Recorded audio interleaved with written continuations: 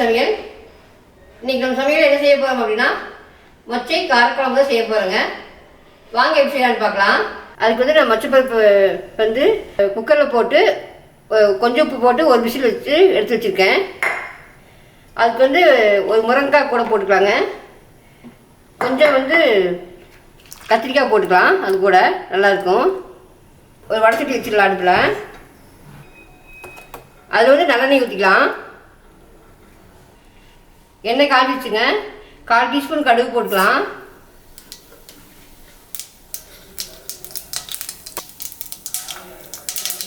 கடுகு பொரிஞ்சிச்சுங்க. 1/4 டீஸ்பூன் சீரகம் போட்டுக்கலாம். அதே 1/4 டீஸ்பூன் வெந்தயம் போட்டுக்கலாங்க. அதே கொஞ்சம் குழம்பு வடகம் போட்டுக்கலாங்க, வெங்காய வடகம். பூண்டு போட்டுக்கலாங்க, ஒரு 4-5 பூண்டு.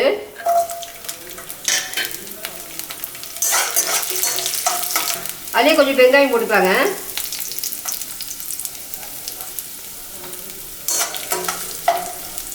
அதுக்கப்புறம் சின்ன வெங்காயம் போட்டுக்கலாம்.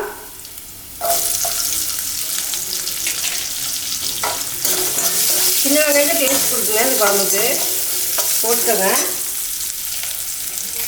அதுக்கப்புறம் கருவேப்பிலை போட்டுக்கலாங்க.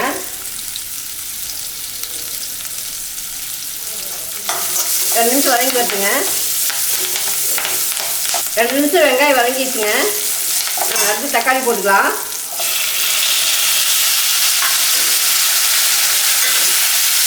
மீடியம் ஃப்ளேம்லேயே வச்சு வதக்குங்க. தக்காளி நல்லா தொக்கு மாதிரி வறுத்து தக்காளிக்கு தேவையான உப்பு போட்டுக்கலாங்க. அப்புறம் சீக்கிரம் வதங்கி வரும். தக்காளி பாருங்க தொக்கு மாதிரி நல்லா வதங்கி வந்துடுச்சு. இதுக்கப்புறம் 1/4 டீஸ்பூன் வந்து மஞ்சத்தூள் போட்டுக்கலாங்க. 1/2 டீஸ்பூன் அளவுக்கு காஃபி மிளகாத்தூள் போட்டுக்கிறேன். அது கொஞ்சம் குழம்புக்கு வந்து நல்லா கலர் கொடுக்கும். 1 டேபிள் ஸ்பூன் வந்து மிளகாத்தூள் போட்டுக்கிறேங்க. நான் குழம்பு மிளகாத்தூள் போட்டுக்கிறேன். நீங்கள் வரமிளகா தூள்னாலும் போட்டுக்கலாம்.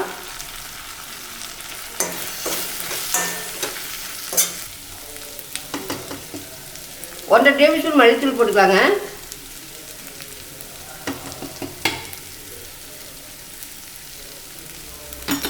போட்டு எண்ணெயிலே பரட்டி விடலாம்.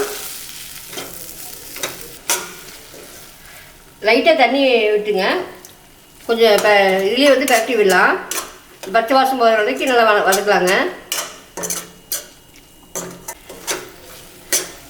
இந்த மசாலாலாம் போட்டு நல்லா வதக்கிடுச்சுங்க இந்த எண்ணெயிலேயே. நான் அதுக்கப்புறம் காய் போட்டுக்கலாம். நான் கத்திரிக்காய் ஒரு 4 காய் எடுத்துருக்கிறேன், அது போட்டுக்கலாங்க. ஒரு முருங்கைக்காய் எடுத்துக்கிறேங்க, அதையும் போட்டுக்கலாம். இது தேவையான அளவு உப்பு போட்டுக்கலாங்க. இந்த எண்ணெயிலேயே வதக்கி விடலாம். நல்லா இந்த மசாலா எல்லாம் சேர்ந்து நல்லா வதங்கி வரட்டுங்க. 2 நிமிஷம் பாருங்கள். காய் போட்டு நம்ம மசாலையும் நல்லா வதங்கி வந்துடுச்சு. 2 நிமிஷம் காயும் பாதி வந்துடுச்சு. இதுலையே நம்ம இதுக்கப்புறம் வந்து நம்ம புளி ஊற்றிக்கலாங்க. நான் வந்து ஒரு எலுமிச்சம்பழம் சைஸு புளி எடுத்து நல்லா ஊற வச்சு கரைச்சி வச்சுருக்குறேன். நம்ம அதை ஊற்றிடலாம். அதை ஊற்றி நல்லா கலக்கி விட்டுக்குங்க. இதே வந்து கொஞ்சம் தண்ணி ஊற்றிக்கலாங்க. நல்லா நல்லா கொதித்து பச்சை வாசம் போகணும் இல்லைங்களா குழம்பு. நல்லா தண்ணி விட்டு நம்ம கலக்கி விட்டுலாம். குழம்பு கொதி வந்துச்சுங்க. நான் வந்து அடுப்பு வந்து கொஞ்சம் கம்மி பண்ணிடலாம். பண்ணிவிட்டு தட்டு போட்டு மூடிடலாங்க. நல்லா 10 நிமிஷம் கொதிக்கிட்டுங்க. பச்சை வாசம் போட்டு காய் நல்லா வெந்து வச்சுங்க. நம்ம அதுக்கப்புறம் பார்க்கலாம். இதுக்கடையில் வந்து ஒரு மசாலா வச்சுக்கலாங்க.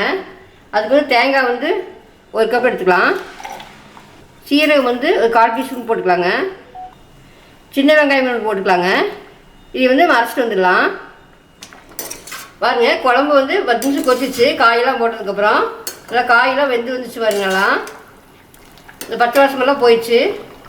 நம்ம இதுக்கப்புறம் வந்து நம்ம மொச்சையை போட்டுடலாம்.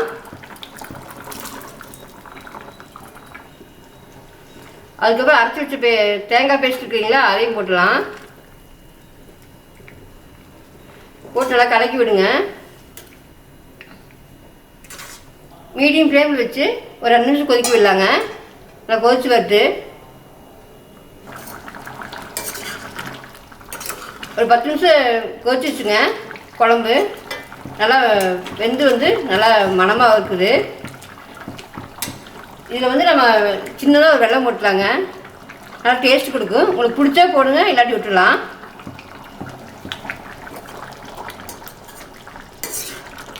குழம்பு ரெடி ஆயிடுச்சுங்க. கருவேப்பிலை கிள்ளி போட்டுடலாம். அடுப்பு ஆஃப் பண்ணிடலாங்க. கார மச்சி குழம்பு ரெடி ஆயிடுச்சுங்க. இது நம்ம சூடான சாதத்துக்கு ஒரு பொரியல் வச்சு சாப்பிட்டா செம டேஸ்ட்டாக இருக்கும். நம்ம தோசைக்கும் கூட வச்சு சாப்பிட்லாங்க. நீங்களும் இதே மாதிரி செஞ்சு சாப்பிட்டு எப்படின்னு கமெண்ட் சொல்லுங்கள். பிடிச்சிட்டு நம்ம சேனல் சப்ஸ்கிரைப் பண்ணுங்கள், லைக் பண்ணுங்கள், உங்கள் ஃப்ரெண்ட்ஸ்க்கெல்லாம் ஷேர் பண்ணி விடுங்க. பக்கத்தில் இருக்க வெள்ளை ஐக்கானை தட்டி விடுங்க. ஓகே, பாய்.